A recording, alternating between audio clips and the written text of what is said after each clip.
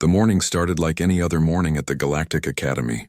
Kyle Harrison walked through the bright corridors of Station Nexus 7, carrying his tablet and a cup of coffee.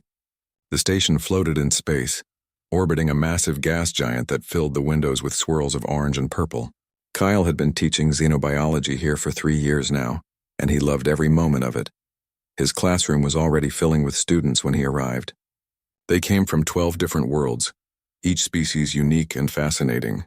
There were the tall, blue-skinned Zenari with their 4 eyes, the small, furry Pix who chirped when they spoke, the rocky Grent who moved slowly but thought deeply, and many others, all here to learn about the countless life forms that filled the galaxy. Kyle smiled at his students as they took their seats. He was one of only 15 humans working at the academy, and sometimes the students seemed just as curious about him as he was about them. Humans were still relatively new to the galactic community, having joined only 40 years ago.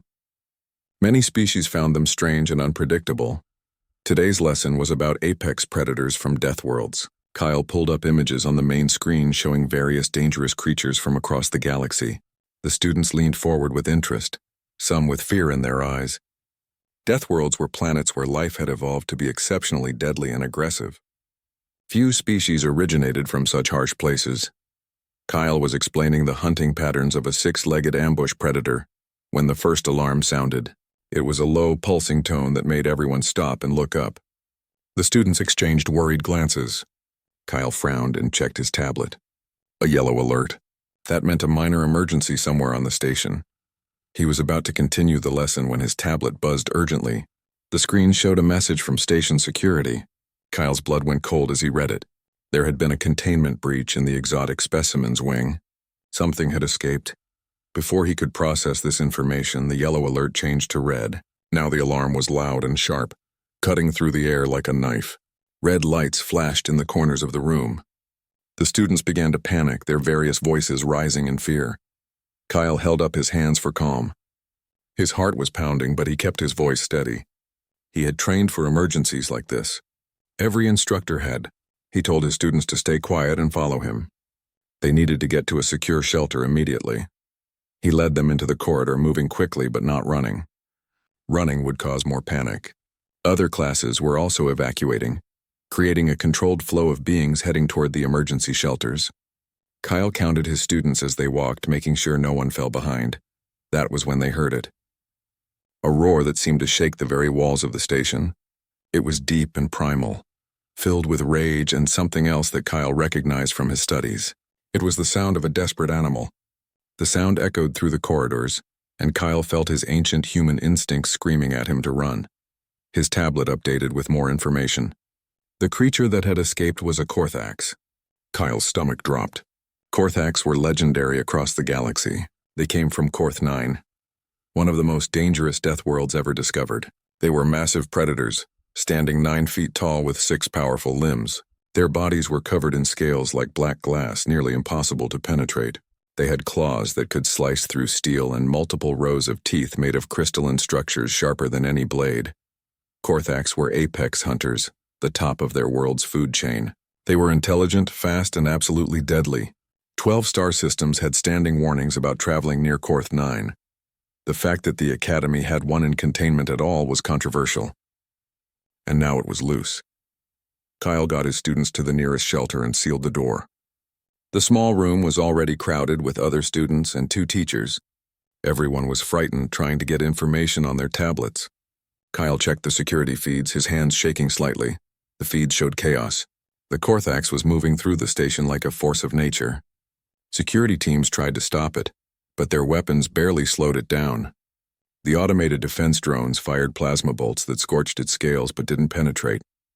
Vrelian guards who prided themselves on their strength were tossed aside like toys.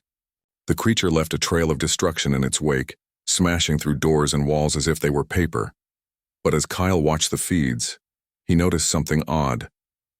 The Korthax wasn't attacking randomly. It wasn't hunting for food or killing for sport. It had a purpose. It was moving in a specific direction, ignoring some corridors entirely while focusing intensely on others. It was searching for something. Kyle pulled up the specimen records on his tablet, accessing the xenobiology database. He found the file on the Korthax. His eyes widened as he read through the information. The creature's name was listed as Subject K7, female, age 12 years, captured 2 months ago from Corth 9. And then he saw something that made his heart stop. There was a note in the file. Upon capture, 3 juvenile specimens were also acquired. The cubs had been separated from the mother for study purposes. They were being kept in a different section of the station. The juvenile specimens lab. Kyle felt a chill run through his body. This Korthax wasn't just a monster on a rampage. She was a mother. She had been taken from her world, separated from her children and locked in a cage. And now she had broken free. She wasn't trying to escape the station. She was trying to find her cubs. She was trying to save her babies. He looked at the security feeds again, tracking the Korthax's path with new understanding. She was heading toward the lower educational wing, toward the juvenile specimens lab. And Kyle realized something terrible. The lab was in the same section as several classrooms. When the emergency started, those rooms would have gone into automatic lockdown. Students and teachers were trapped there, right in the path of an enraged mother predator. Kyle pulled up a map of the station. The Korthax was 3 corridors away from the lab. She would reach it in minutes. Station security was trying to set up a defensive position, but Kyle had seen how easily she had torn through their defenses already.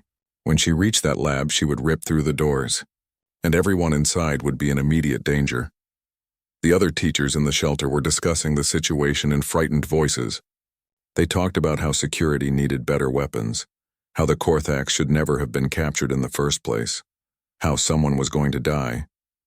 Kyle listened to them with only half his attention. His mind was racing, thinking through possibilities. He thought about the Korthax mother, desperate and terrified for her children. He thought about the students and teachers trapped in the lab, unaware of why this creature was coming for them. He thought about those 3 cubs, probably scared and calling out, not understanding why their mother wasn't there. The whole situation was a disaster born from misunderstanding and fear. Kyle made a decision. It was probably stupid. It was definitely dangerous. But he couldn't just sit here and let people die when he understood what was really happening. He stood up, checking the map one more time. There was a maintenance tunnel that ran parallel to the main corridors. It would be faster. He could reach the lab before the mother did. Maybe. One of the other teachers, a Zanari named Vix, grabbed his arm. She asked where he was going. Kyle told her he needed to get to the juvenile specimens lab. Vix looked at him like he had lost his mind. The lab was right in the Korthax's path. Going there was suicide.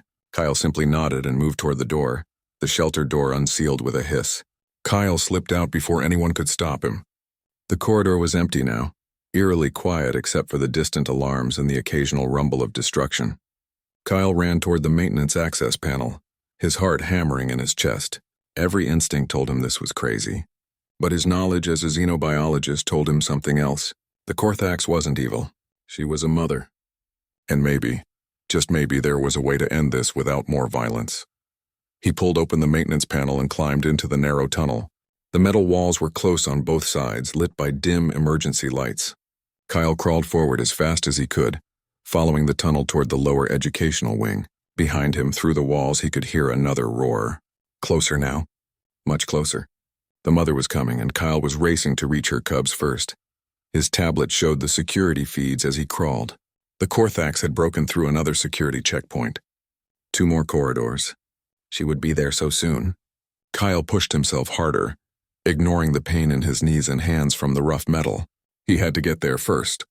He had to reach those cubs and figure out a way to keep everyone alive. The tunnel opened into a storage room adjacent to the lab. Kyle dropped down, landing hard on the floor. He was breathing heavily, his uniform torn and dirty.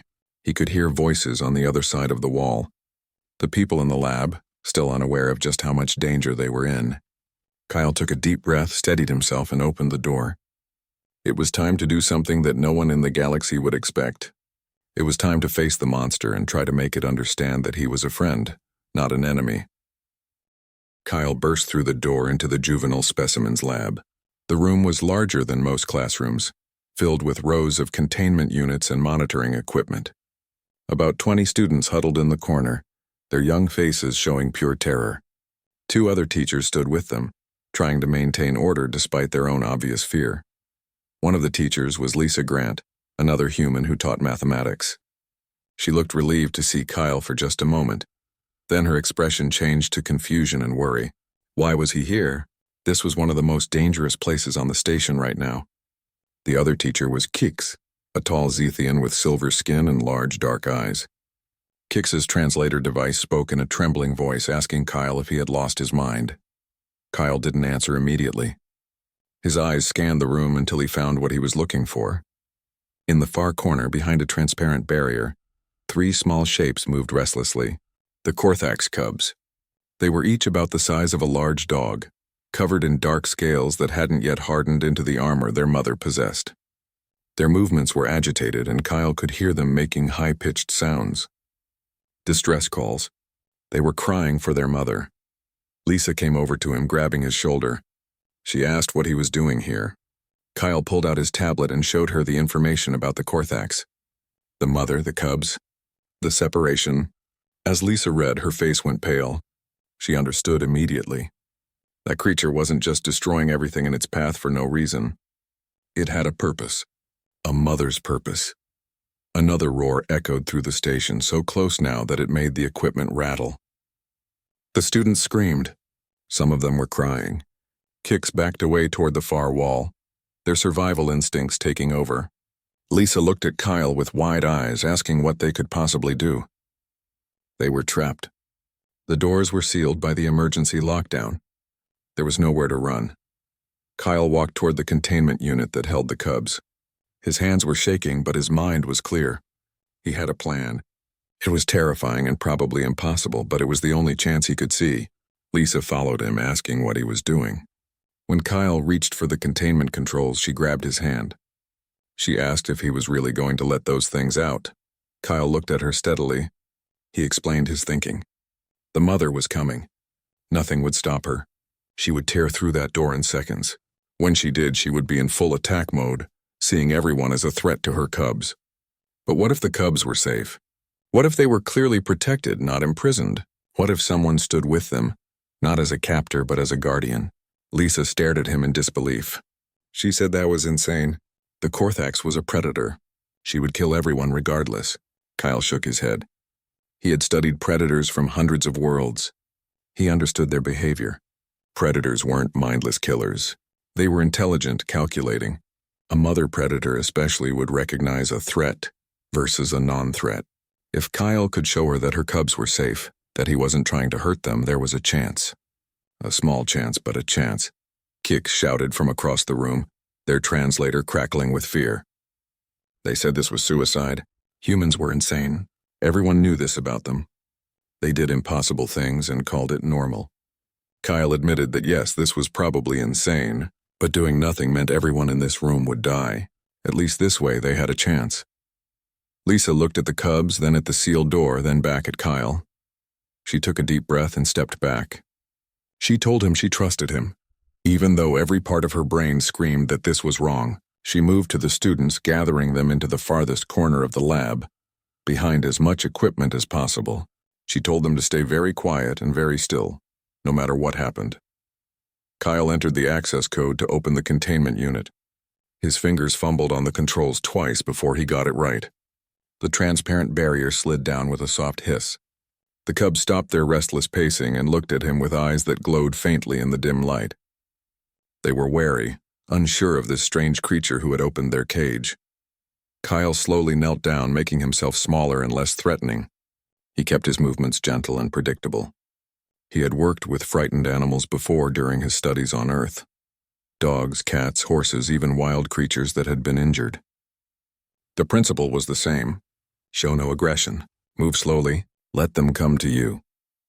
One of the cubs, slightly larger than the others, took a tentative step forward. It sniffed the air, processing Kyle's scent with senses far beyond human capability. Kyle remained perfectly still, his heart pounding so hard he thought it might burst from his chest. The cub came closer, its small claws clicking on the metal floor. Then it touched its nose to Kyle's outstretched hand. The contact sent a jolt through him. The cub's nose was cool and slightly rough. It sniffed his hand thoroughly, then made a soft chirping sound. The other 2 cubs, seeing their sibling unharmed, came forward as well. Within moments, all 3 were investigating Kyle with curious sniffs and gentle nudges. Kyle felt a rush of relief and wonder. They were accepting him, not as a threat but as something else, something safe. He carefully moved his hand to stroke the nearest cub's head. Its scales were smooth and warm. The cub leaned into his touch, making more of those soft chirping sounds. These were babies, Kyle realized. Scared babies who missed their mother and didn't understand why they had been taken from her. Another roar shattered the moment. This one was different. It was right outside. The sound of rending metal followed, then a massive impact against the sealed door. The door, designed to withstand explosive decompression, buckled inward. Another impact. The metal screamed in protest.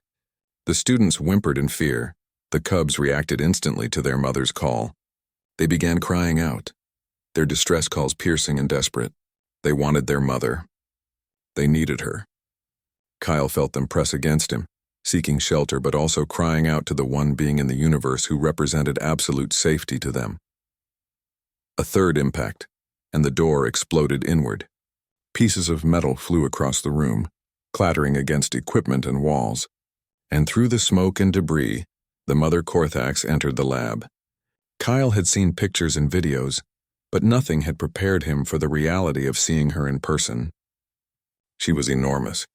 Her scales, black as midnight, were scarred from her battles with station security. Some were cracked, oozing dark blood. She had been shot, burned, and beaten, but she had kept coming.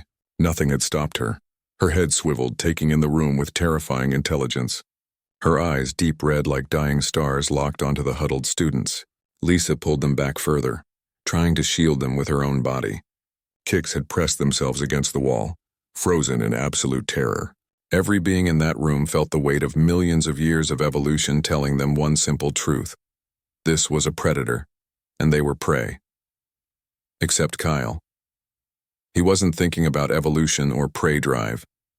He was thinking about the cubs pressed against his legs, crying out to their mother. He was thinking about her journey through the station, wounded and desperate. He was thinking about what he would do if someone took his child. He would tear down walls. He would fight impossible odds.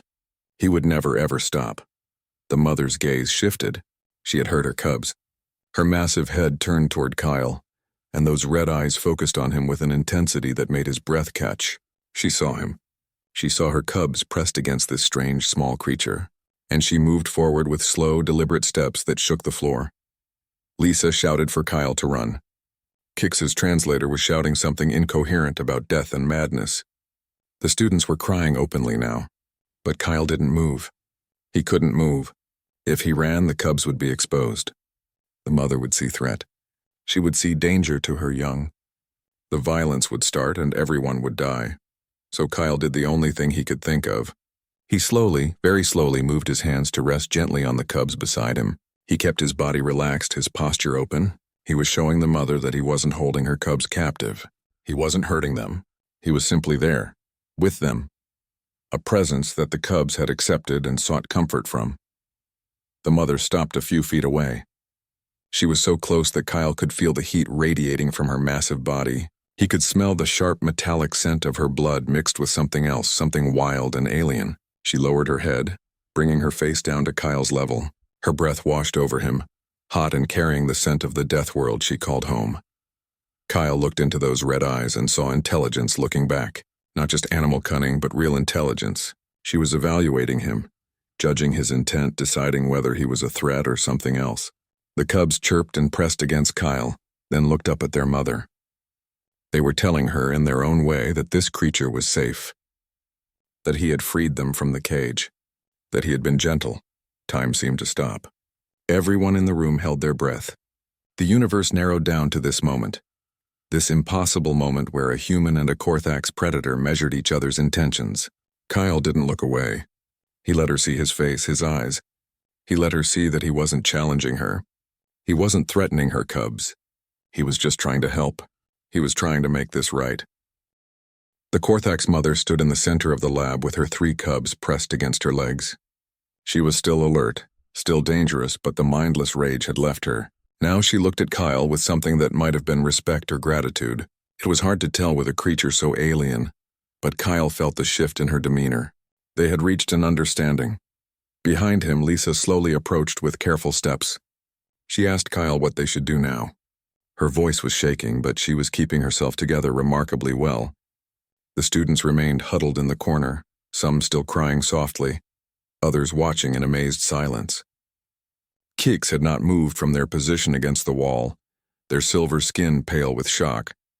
Kyle pulled out his communicator with slow movements, making sure the mother could see everything he was doing. He needed to contact station security and Commander Vex. They needed to know that the situation had changed. The Korthax was no longer attacking. She was calm now, as long as her cubs were safe. But Kyle knew what security would be planning. They would be preparing a final assault, probably with heavy weapons. They might even be considering explosive decompression of this entire section. He activated the communicator and immediately heard Commander Vex's voice demanding a status report. Kyle took a breath and explained the situation as calmly as he could. He told Vex that he was in the lab with the Korthax and her cubs. He told him that the Korthax was not currently hostile. He told him that he believed he could escort them safely to a shuttle bay if security would stand down and allow it. There was a long silence on the other end. Then Vex's voice came back, tight with controlled anger and disbelief. He said that Kyle must be suffering from shock or trauma. There was no way a Korthax could be reasoned with. They were pure predators incapable of anything but violence. Security teams were moving into position. They would neutralize the threat with extreme prejudice. Kyle and anyone else in the lab should take cover immediately. Kyle felt panic rising in his chest. He looked at the mother Korthax, who was watching him with those intelligent red eyes. She seemed to sense his distress. Her body tensed, ready to fight again if necessary. The cubs made worried sounds, picking up on their mother's tension. Kyle had to make Vex understand before this turned into another bloodbath. He spoke urgently into the communicator. He explained that the Korthax was a mother protecting her young. She had only attacked because her cubs were taken from her. Now that she had them back, she just wanted to leave. She wasn't interested in killing anyone else. All she wanted was to take her family home. Kyle begged Vex to give him a chance to prove it. Just let him try to walk her to a shuttle bay. If she showed any signs of aggression, security could still intervene. Lisa grabbed Kyle's other arm. She spoke into the communicator, backing him up. She told Vex that she had witnessed everything. The Korthax had entered the lab and could have killed everyone in seconds. But she didn't. She had gone straight to her cubs.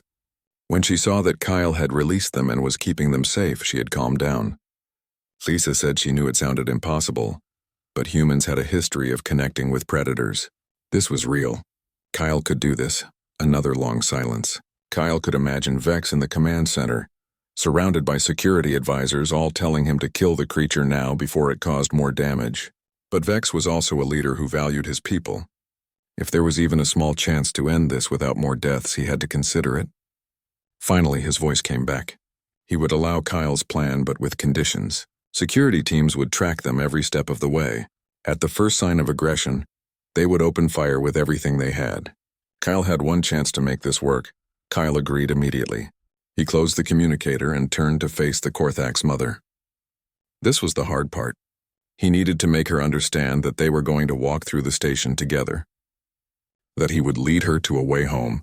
That she needed to stay calm and not attack anyone, even if she saw security forces watching them. He took a slow step toward the ruined doorway, then looked back at her. The mother watched him carefully. Kyle took another step, moving slowly and deliberately. He kept his body language open and relaxed. He was showing her a path, not commanding her. The cubs chirped and started to follow Kyle, their natural curiosity drawing them forward. The mother made a low rumbling sound, and the cubs immediately returned to her side. Kyle stopped and waited. He needed the mother to choose to follow. If he tried to force this in any way, it would break the fragile trust between them. The mother looked at her cubs, then at the doorway, then at Kyle. She seemed to be thinking, weighing her options. Then she took a step forward, keeping her cubs close. Then another step. She was following him. Lisa moved quickly to the students, telling them to stay in the lab with the door sealed until security gave the all-clear.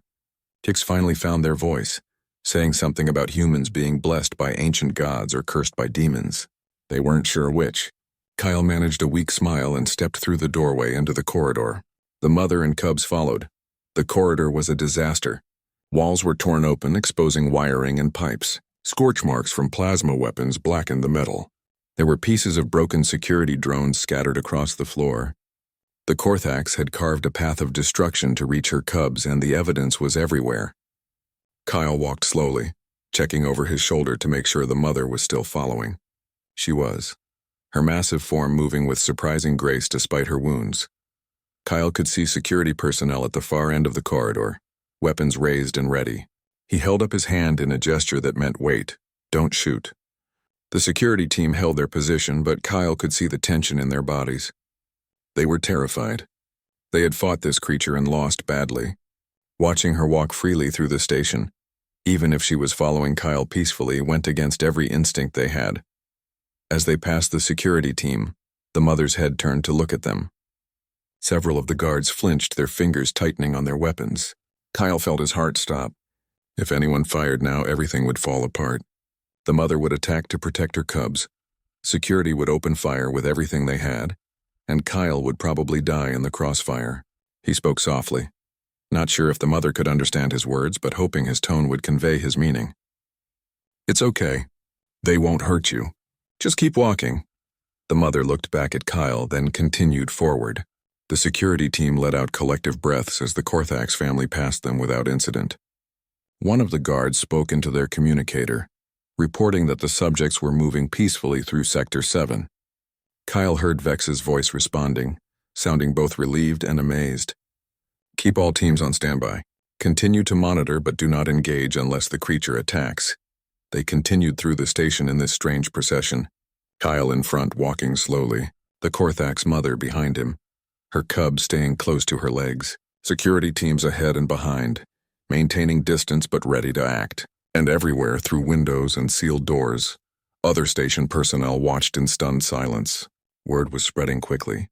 A human was walking a Korthax through the station like some kind of impossible honor guard. Kyle accessed the station map on his tablet, plotting the shortest route to Shuttle Bay 3. It was normally used for cargo transfers, which meant it was large enough to accommodate the Korthax's size. He guided them through turns and down corridors, always moving slowly, always checking that the mother was comfortable with the direction. A few times she paused, sniffing the air or examining something that caught her attention. Kyle would stop and wait until she was ready to continue. He was learning her rhythms, understanding how to move with her rather than trying to control her. They passed through an observation deck where a class of young students pressed against the windows. Their teacher tried to pull them back, but they were fascinated. They had been taught that Korthax were monsters, the stuff of nightmares used to scare children across the galaxy. But here was a human walking peacefully beside one. The cubs noticed the watching students and made curious chirping sounds. The mother rumbled gently, keeping her offspring focused on following Kyle. Kyle's legs were getting tired and his hands wouldn't stop shaking. The adrenaline that had carried him through the last hour was starting to wear off, leaving him exhausted and shaky. But he couldn't stop now. They were close. Just 2 more corridors to the shuttle bay. He could do this. He had to do this. As they approached the final corridor, Kyle saw Commander Vex himself waiting by the shuttle bay doors. The commander was Avrelian, tall and covered in tough gray skin that looked like stone. He was known as a hard leader, strict and uncompromising, but as Kyle approached with the Korthax family following, Vex's expression was one of pure astonishment. He had clearly not believed this would work. None of them had. Vex spoke quietly, asking Kyle if he was all right. Kyle nodded, too tired to form words. Vex then did something unexpected. He bowed his head slightly to the Korthax mother, a gesture of respect among Vrelians. The mother watched him with those intelligent eyes, then rumbled softly. It wasn't a threat. It was almost like acknowledgement. She understood that. The hours after the Korthax family departed were chaotic. Station medics insisted on checking Kyle for injuries, though he had nothing more than some bruises and scratches. Commander Vex wanted a full report. Security teams needed to document everything that had happened. The communication systems were overwhelmed, with incoming messages from across the galaxy as news of the incident spread, faster than light could travel. Kyle sat in a small, medical bay while a Zanari doctor checked his vital signs. Lisa was there too, having insisted on staying with him. She kept saying that what he did was either the bravest thing she had ever seen, or the most insane. Probably both. Kyle just felt tired. The adrenaline had completely left his system now and he was shaking with exhaustion. But underneath the fatigue was a deep satisfaction. The Korthax family was going home. No one else had died. It had worked. Commander Vex entered the medical bay with a serious expression. He dismissed the doctor and sat down across from Kyle. For a long moment, he just studied the human teacher with his stone-gray eyes. Then he spoke.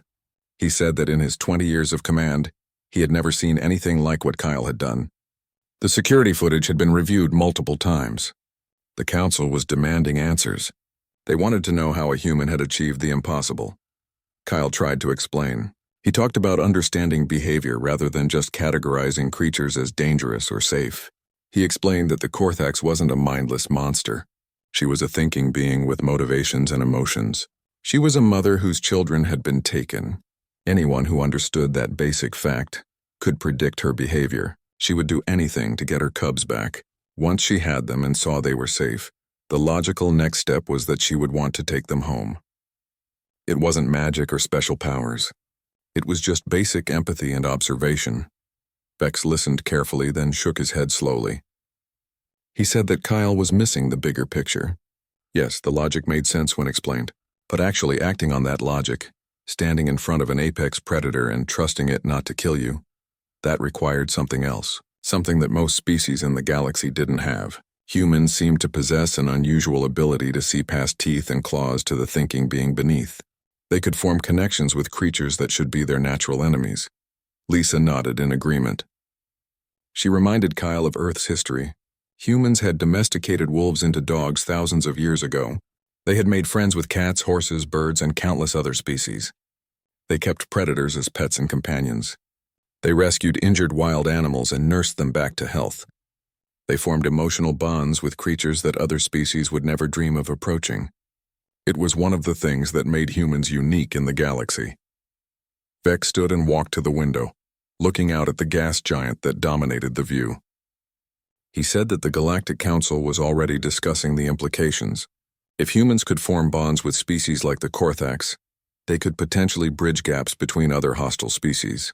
They could serve as mediators in situations where other races would only see enemies. It was a valuable ability, one that could change the political landscape of the galaxy. Kyle felt uncomfortable with that interpretation. He didn't do what he did because humans had some special gift. He did it because it was the right thing to do. Because those cubs needed their mother and that mother needed her cubs. Because every parent, regardless of species, deserved the chance to protect their children. It wasn't about being human.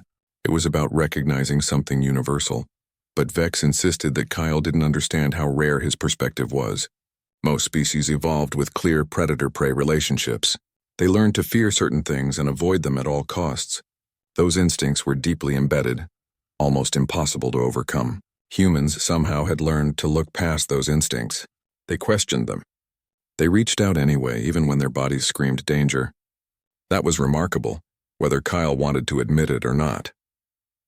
Over the next few days, Kyle was interviewed by representatives from a dozen different species. They all wanted to understand the details of what happened. They showed him footage from the security cameras, asking him to explain his thinking at each moment. Why did he release the cubs? What made him think the mother would respond peacefully? How did he know she would follow him through the station? Kyle answered as honestly as he could, but he could see the frustration in their faces. They wanted a formula, a set of rules they could apply to other situations. But Kyle couldn't give them that. Every creature was different. Every situation was unique. What worked with the Korthax might not work with another species.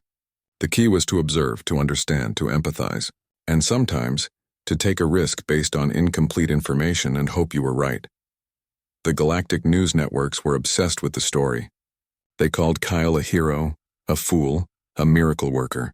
They debated whether his actions had been brave or reckless. Some species praised him for his compassion. Others criticized the Academy for putting everyone at risk by capturing the Korthax in the first place. The debate raged across hundreds of worlds, filling communication channels with passionate arguments from every perspective. Kyle tried to stay out of the media circus as much as possible. He returned to teaching, though his classes were now packed with students from across the Academy who wanted to hear him speak. He taught them the same lessons he always had: about understanding animal behavior, about respecting the intelligence and emotions of different species, about approaching the unknown with curiosity rather than fear. 3 weeks after the incident, something unexpected happened. A research team on Korth 9 sent an urgent message to the Academy. They had been conducting a survey of predator territories in the northern continent when their shuttle experienced engine failure. They crashed in dense jungle far from any settlement. It should have been a death sentence. Korth 9 was filled with dangers that made the escaped Korthax seem tame by comparison, but the research team survived. More than that, they were protected. A large Korthax had found their crash site and instead of attacking, had established a perimeter around them. She had driven off other predators that approached. She had even brought them food, dropping dead prey animals near their shelter. The team was terrified at first, unable to understand why this apex predator was helping them instead of eating them. It wasn't until rescue arrived 2 days later that they understood. As the rescue shuttle landed, the Korthax emerged from the jungle with 3 cubs following her. The team leader, a Vrelian scientist named Kex, recognized them immediately from the Academy records. This was the mother Kyle had helped. She had been protecting the research team because they were associated with the place where she had found her cubs again. More specifically, they smelled like the Academy, like the place where a strange, kind human had given her children back. Before leaving with the rescue team, Kex explored the crash site one last time. Near their emergency shelter, he found something that made him stop in wonder. Carved into a large rock were crude but recognizable symbols. A simple stick figure with 2 arms and 2 legs. Clearly human, and next to it 3 smaller 4-legged shapes, the cubs. The marks had been made by something sharp and strong. By claws. The Korthax mother had left a message, a memory, an acknowledgement of what had happened. When Kyle heard about this, he couldn't speak for several minutes. Lisa found him sitting in his classroom, staring at the images Kex had sent. The crude carving on the rock. The mother and her cubs in the jungle, healthy and free. Lisa sat down beside him and took his hand. She said that he had done something truly important. He had shown the galaxy that understanding was possible even in the most unlikely situations, that compassion could exist between species that seemed to have nothing in common. The Galactic Council made several decisions in the wake of the Korthax incident. First, new regulations were established for the capture and containment of intelligent creatures. Families could not be separated. Young could not be taken from parents. The Academy revised its entire approach to studying dangerous species, focusing on observation in natural habitats rather than captivity. Second, a new diplomatic program was created specifically for first contact situations with aggressive or misunderstood species. The program would recruit individuals who showed an aptitude for cross-species empathy and communication. Humans were particularly sought after for these positions, given their demonstrated ability to form unlikely bonds. Kyle was offered the position of program director. After much thought, he accepted.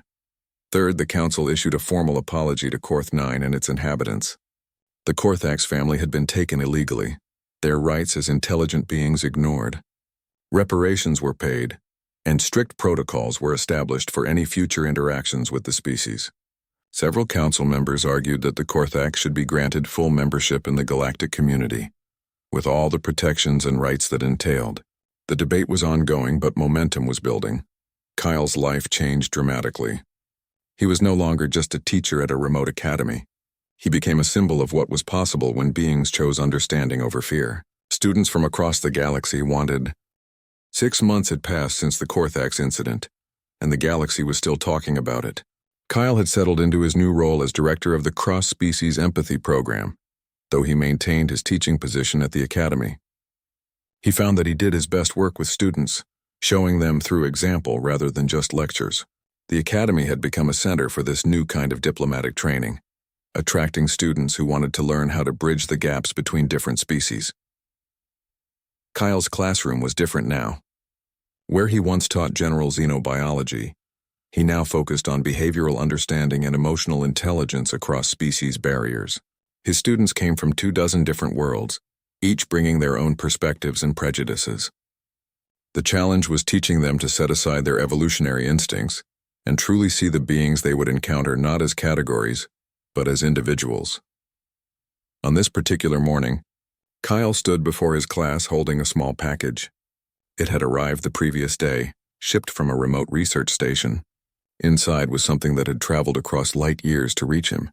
Something simple yet profoundly meaningful. He placed it on his desk where everyone could see it. A rough stone about the size of his fist with crude markings carved into its surface. A human figure. 3 small 4-legged shapes. The students leaned forward with interest. They had all heard the story of the Korthak's mother, but many had never seen physical proof. Kyle explained that the stone had been sent to him by Kex, the research team leader who had been protected by the mother on Korth 9. Kex had returned to the crash site months later and retrieved the stone, thinking Kyle would want to have it. He was right. A young Zanari student raised her hand and asked the question Kyle had been expecting.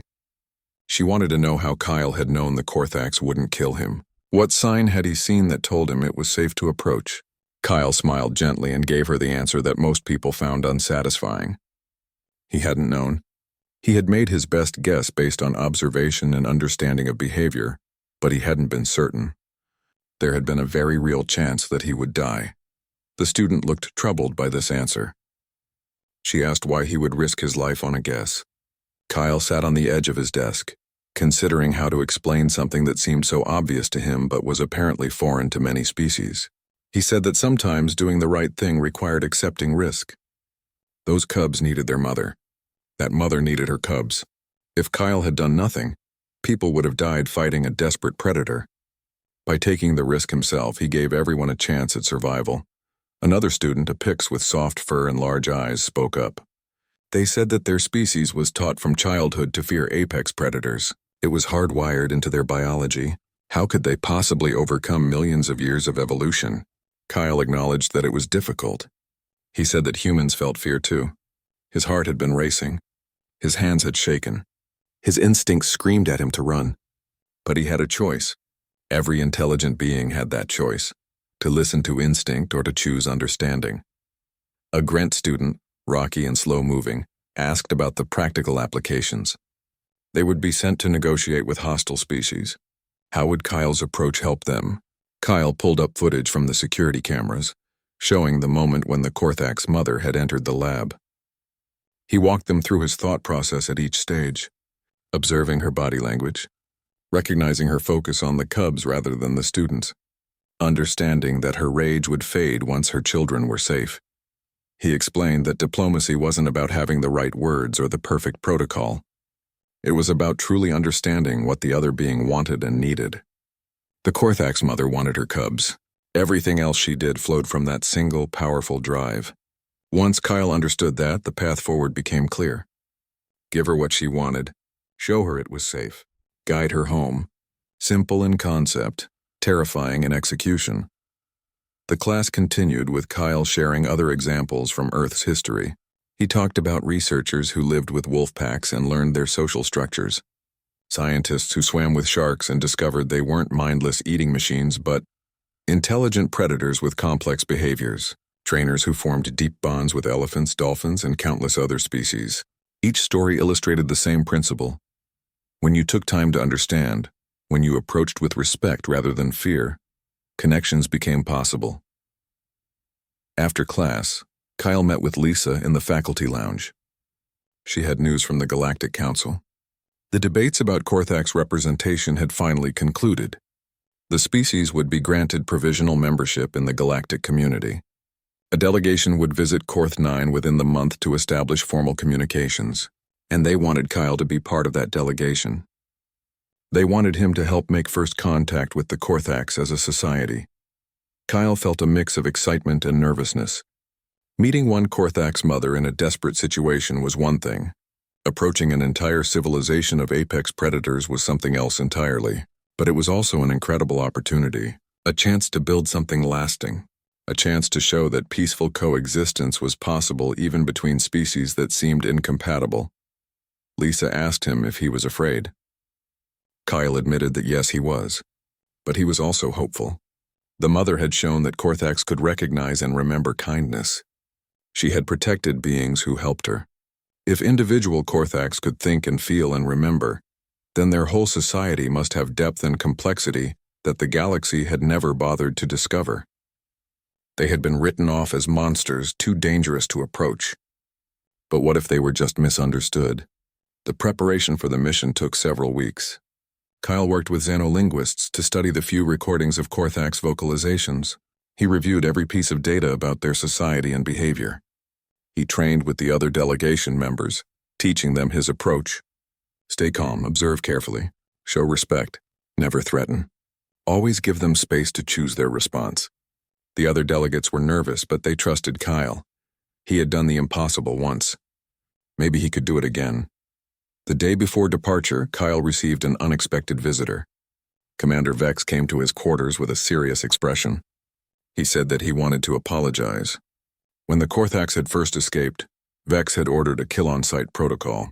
He had seen the creature only as a threat, something to be eliminated for the safety of the station. He hadn't considered that there might be another way. Kyle's actions had shown him something important about leadership. Sometimes the brave choice was to find a peaceful solution, even when violence seemed easier. Kyle assured Vex that no apology was necessary. The commander had done what his training and experience told him was right. Kyle had simply offered an alternative.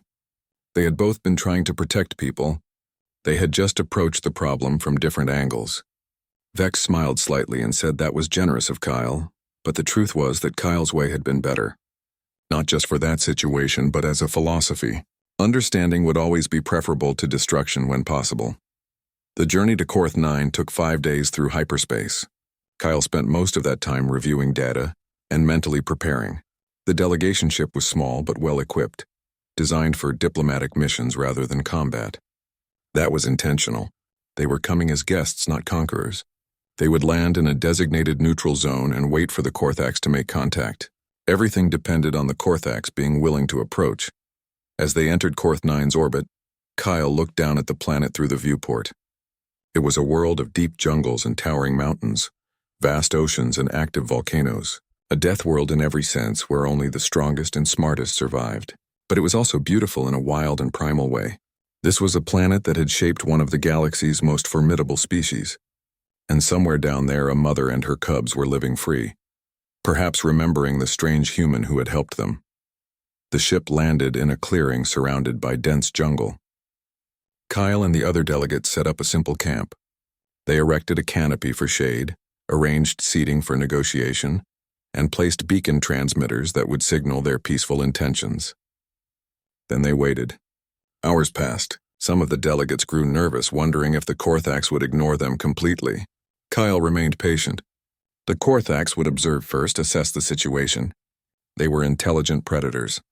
They wouldn't rush in blindly. As the sun began to set, painting the sky in shades of orange and purple, Kyle heard something. A rustle in the jungle, too large to be any small creature. The other delegates froze. Slowly, shapes began to emerge from the trees. Korthaks. Not just one, but many. 8, 10, maybe more. They formed a semicircle around the camp, their red eyes glowing in the fading light. The delegates backed toward the ship, but Kyle held his ground. He had expected this. The Korthaks were showing their strength, establishing that this was their world. It was a reasonable response. And then, from the center of the group, a familiar figure emerged. Larger than the others, with scars on her scales and 3 cubs following close behind. The mother. She had grown larger in the months since Kyle had seen her, or perhaps he had just forgotten how massive she truly was. The